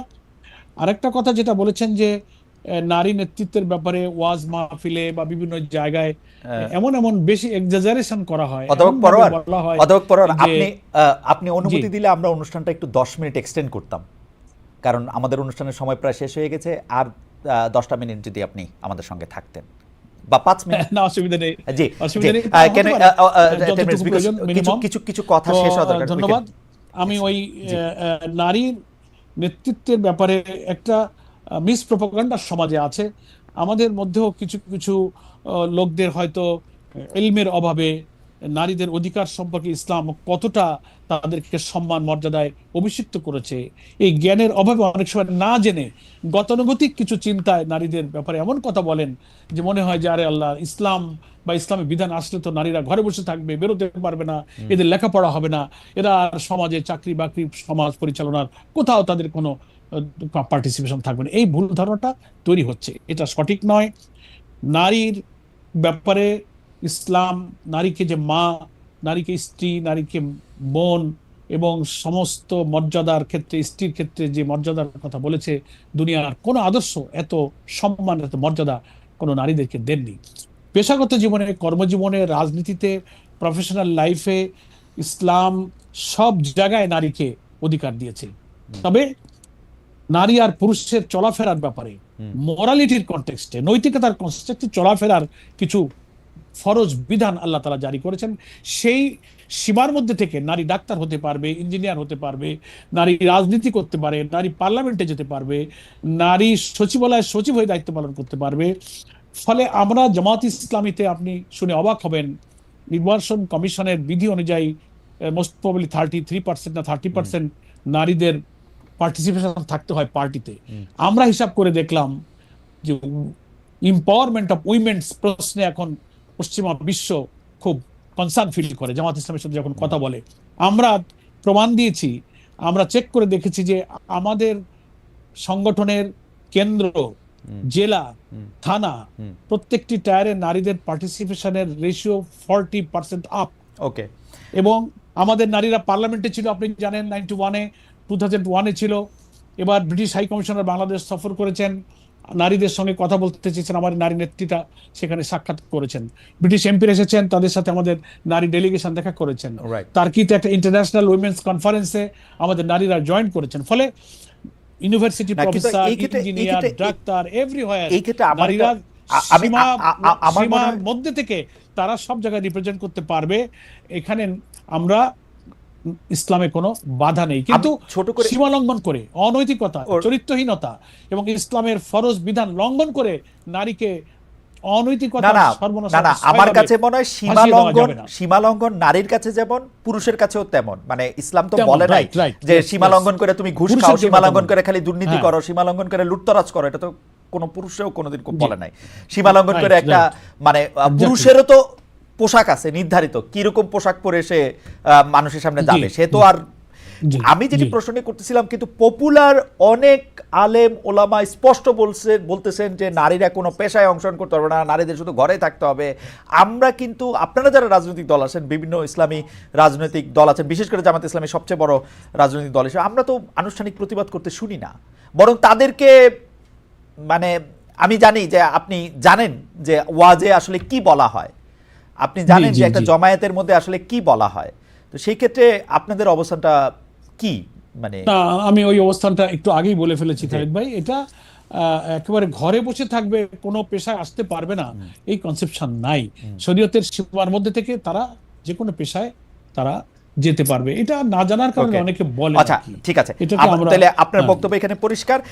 আমি এই ব্যাপারে শুধু শেষ একটা সম্পর্ক প্রশ্ন আপনাকে করতে চাই, যে অনেকে যে আমি প্রশ্নটি করেই ফেলি কারণ আপনার কাছ থেকে অনেক কিছু শেখার আছে, আমাদের দর্শকরা সহ আমরা অনেক কিছু শিখছি। সেইটা হচ্ছে যে এই যে জামায়াতে ইসলামের আদর্শ বলতে একজন ব্যক্তির আদর্শ সামনে আসে, জনাব মওদুদী, এবং তার যে ইসলামের ব্যাখ্যা, শরীয়তের ব্যাখ্যা, রাজনীতির যে ব্যাখ্যা, সেটা নিয়ে যে অনেক ইসলামী দল আপত্তি করেন, আপনারা কি সেইটা নিয়ে দলের মধ্যে আলোচনা করেন যে তিনি আসলে অনেক ক্ষেত্রে যা বলেছেন তা আপনারা মানেন কিনা, বা এটা মানতে হবেই কিনা, এটা আপনাদের জন্য বাধ্য কিনা, উনি আপনাদের একজন গাইডিং ফোর্স কিনা এখনো? হ্যাঁ, ধন্যবাদ। আমাদের নিজেদের মধ্যে এটা আলোচনা হয়, এবং আমাদের সাবেক আমির জামাত অধ্যাপক গোলাম আজম রাহিমাহুল্লাহ তিনি পরিষ্কার করে এই প্রশ্নে, অনেকেই এই প্রশ্নটা করেন যে মাওলানা মওদুদী বানিয়ে জামাত যিনি রাহিমাহুল্লাহ, তিনি তার অনেক লেখনী বা কোনো বক্তব্য কোনো বিষয়ে অনেকে ভিন্ন মত বিতর্ক করেন। আমরা পরিষ্কার বলেছি যে তিনি একটা আন্দোলনকে প্রতিষ্ঠা করেছেন, তিনি কোরআনের তাফসীর লিখেছেন, তিনি রাসূলের সিরাত লিখেছেন, প্রচুর পরিমাণ ইসলামিক গ্রন্থ তিনি রচনা করেছেন, দুনিয়ার 40টিরও বেশি ভাষায় তার গ্রন্থ অনুদিত হয়েছে। হ্যাঁ, একজন লেখক, তিনি তো মানুষ, কোনো লেখার মধ্যে কোনো বিতর্কিত কথা, কোনো ভুল ত্রুটি হতে পারে। আমরা কখনোই মাওলানা মওদুদী রাহিমাহুল্লাহকে আমাদের ফিকার ইমাম মনে করি না।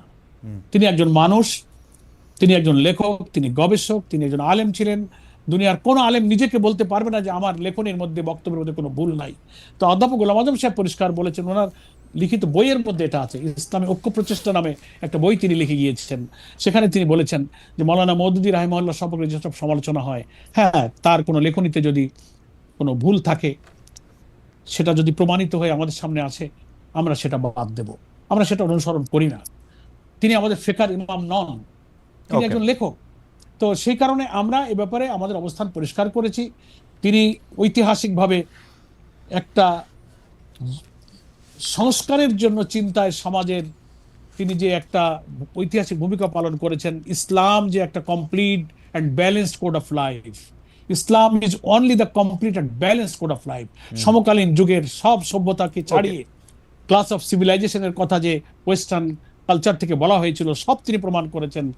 Banking system, international transaction, judiciary, education, social life, সমস্ত জায়গাতে ইসলামী হচ্ছে পরিপূর্ণ একমাত্র জীবন বিধান। এই ধারণা কোরআন হাদিস থেকে, রাসূলের সিরাতের সাথে প্রমাণ করে, তার লেখনীতে তিনি দুনিয়াকে প্রমাণ করে দিয়ে একটা ইসলামী আন্দোলনের ধারণা তিনি দিয়ে সংগঠন তৈরি করে তিনি চলে গেছেন। এখন একটা মানুষের কাজের মধ্যে কোনো লেখনীতে একটু ভুল থাকতে পারে, একজন আলেম তার সাথে বিতর্ক করতে পারে, আমরা এই নিয়ে বিতর্কে যাই না। কোরআন হাদিস দ্বারা সরাসরি প্রমাণিত হলে যদি আমরা বুঝতে পারি, ইমান ইলম বলে যে না এটা ঠিক নয়, আমরা সেটা অনুসরণ করব না। আমাদের সাবেক আমির জামাত অধ্যাপক গোলাম আজম রাহিমাহুল্লাহ এই ব্যাপারে তার লিখিত বইতে তিনি বলেছেন। কিন্তু ওই যে আমি আগে দুঃখজনক অভিজ্ঞতা বলেছি যে কি বলে যে সালিশ মানি তাল গাছটা আমার, গ্রামে একটা কথা আছে, যত ব্যাখ্যাই তুমি দাও জামাতকে আমি পছন্দ করি। এই নেচারের কিছু লোকের কারণে এই প্রবলেমটা হচ্ছে। নিশ্চয়ই আপনি একজন বিদগ্ধ জন হিসেবে আপনার অবজারভেশন অনেক কিছুই আছে, আমি আর এই বিষয়ে আর সময় বাড়াতে চাই না। আমার শেষ ছোট ছোট দুটো প্রশ্ন। একটা হচ্ছে যে 70 অনুচ্ছেদ বাতিলের ব্যাপারে সংস্কার বলেছিল, যেহেতু ফ্লোর ক্রসিং, একটা এমপি তার দলের বিরুদ্ধে ভোট দিতেই পারেন, কিন্তু আপনারাও সেই 70 অনুচ্ছেদকে রাখতে চান।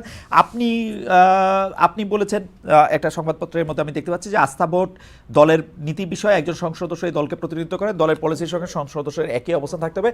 এই ভয় কেন আপনাদের যে 70 অনুচ্ছেদ হলে দলের বিরুদ্ধে মানুষ ভোট দিবে? না না না, এখানে বোধহয় একটু মিসইন্টারপ্রিটেশন হতে পারে। আমরা বলেছি 70 অনুচ্ছেদকে রাখতে বলেছি, দুইটা জায়গায় আমরা ব্যাখ্যা দিয়েছি। আমরা একটা বলেছি যে পার্লামেন্টে অর্থ বিল পাশের সময়, আরেকটা হচ্ছে আপনার আস্থা অনাস্থা ভোটের প্রশ্নে।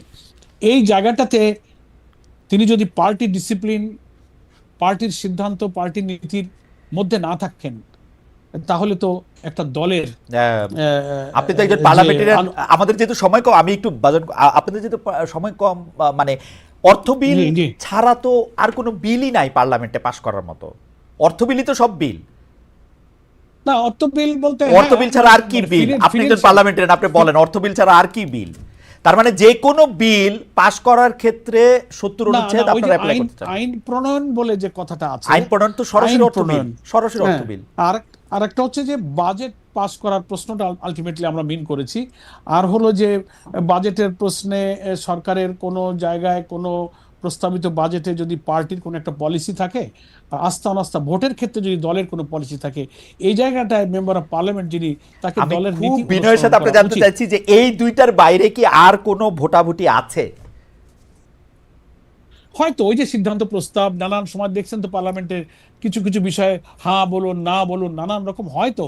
এই জন্য আমরা আসলে এগুলোর কিছু চেঞ্জ লাগবে সংবিধানের নানান কাঠামোর নানান জায়গায় এমনভাবে। এটা একটা দল, একটা কর্তৃত্ববাদী রাষ্ট্রের জন্য এটা করা হয়েছিল। কাঠামোগতভাবে আমাদের সংবিধান একটা ফ্যাসিবাদকে পয়দা করে। এখন যা আছে একসাথে তো ফেলে দিতে পারছি না, কিছু কিছু কারেকশন করে করে আমরা 70 অনুচ্ছেদ 4 অর্থ বিল, যেটার সাথে আসলে সরকারি ট্রেজারি থেকে উত্থাপিত বিল এবং যেটার সাথে টাকা পয়সা জড়িত, আমি যেটা সরল বঙ্গানুবাদ করি, সেই বিলগুলি ছাড়া বাকি যেগুলি মৌখিক হা বা না সেইগুলির ক্ষেত্রে দিতে পারবে, কিন্তু ওইগুলির ক্ষেত্রে এটা দিতে পারবে না। এটা আপনারা চান, আস্থা অনাস্থার ক্ষেত্রে এটা আপনি চান না। আমার মনে হয় যে এই ব্যাপারে আপনারা আরো চিন্তা করতে পারেন। এর বাইরে আসলে সংসদ সদস্যদের অনেক কাজ আছে, এটা আপনারা চিন্তা করতে পারেন। আর শেষ প্রসঙ্গে আমি একটু আসতে চাই, প্রক্রিয়া তো চলছে। জি, শেষ প্রসঙ্গে আমি আসতে চাই, সেটা হচ্ছে যে এনসিপির পক্ষ থেকে জাতীয় নাগরিক পার্টির আহ্বায়ক বলেছেন যে প্রশাসন বিএনপির পক্ষে এদের অধীনে নির্বাচন করা সম্ভব নয়। প্রশাসন অনেক জায়গায় বিএনপির পক্ষে কাজ করছে, এই ধরনের প্রশাসনের অধীনে নির্বাচন করা সম্ভব নয় বলে মনে করছেন জাতীয় নাগরিক পার্টির আহ্বায়ক জনাব নাহিদ ইসলাম। আপনি এই ব্যাপারে কি মন্তব্য করবেন? আপনারও তাই মনে হয় কেন? এটা আমার শেষ প্রসঙ্গ।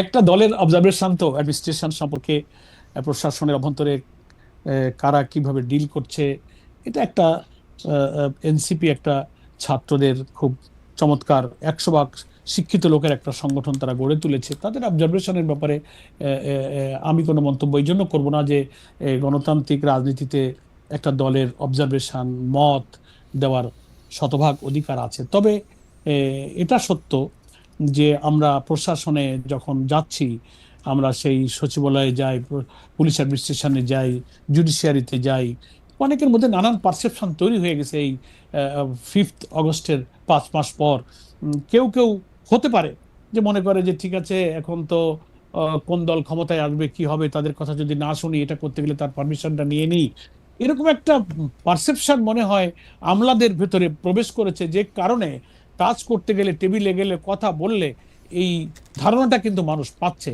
হতে পারে এই ধরনের ধারণা থেকে এই মন্তব্য অনেকে করতে পারে। জামায়াত ইসলামী কি মনে করে ডক্টর ইউনূস সাহেবের প্রশাসন কি একটি নিরপেক্ষ নির্বাচন করতে পারবে?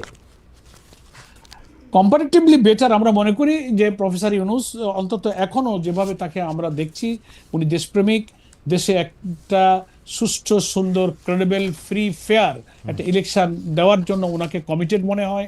আমরা দলগতভাবে দেখা করে কথা বলেছি, পার্সোনালি আমি কথা বলেও ওনার মধ্যে আমি সেই আশাবাদ আমি পেয়েছি। ফলে আমি মনে করি জাতি যদি তাকে সহযোগিতা করে, সকল রাজনৈতিক দল যদি অ্যাকর্ডিং টু দেয়ার কমিটমেন্ট এই অন্তর্বর্তীকালীন সরকারের পাশে থেকে মাসেল, ব্ল্যাক মানি এবং অন্যান্য প্রশাসনিক সমস্ত ইঞ্জিনিয়ারিং থেকে মুক্ত করে জাতির এই যে প্রত্যাশা, আমাদের 2000 মানুষের জীবন, 30,000 মানুষের ক্ষত বিক্ষত রক্তাক্ত স্মৃতির কথা যদি কেউ মনে রাখে, আমি মনে করি এই নির্বাচনকে সুষ্ঠু সুন্দর করার জন্য সকলে এগিয়ে আসবে। এখানে আর 14, 18, 24-এর মতো নির্বাচন আমাদের হয়তো দেখতে হবে না। আমরা এই ব্যাপারে হোপফুল, আমরা এই ব্যাপারে আশাবাদী। জনাব অধ্যাপক মিয়া গোলাম পরোয়ার, আপনাকে অনেক অনেক অনেক ধন্যবাদ।